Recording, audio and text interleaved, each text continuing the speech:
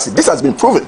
So this erection, yes, up to what age? If you are 80, fantastic. Are you supposed to? My oldest patient is 92. He has a 4-year-old daughter, DNA proven. This is not somebody that swapped.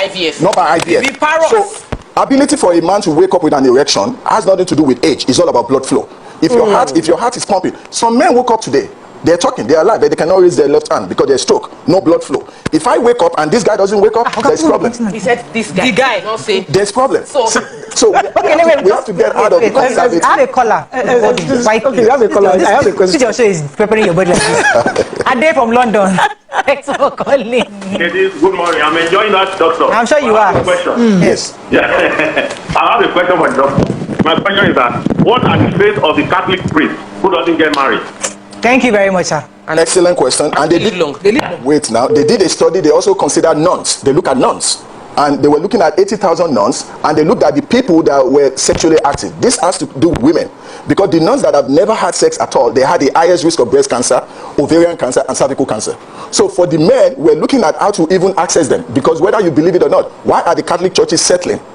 Because all these people are doing things behind the door. Honestly, that is just the truth. So let's get out of the old society, the conservative thing, because we need to really face the reality. Your question earlier was about your daughter and your son, and saying, look, we tell them in church, stay, abstain, do this, do that.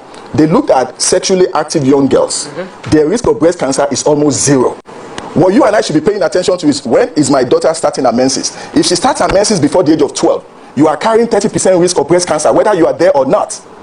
And the same thing goes for your son. If your son is not getting rid of his DHT, trust me, I'm not wishing it on him, but it's going to develop enlargement of the prostate. All right, so society is. I have a question. Wait.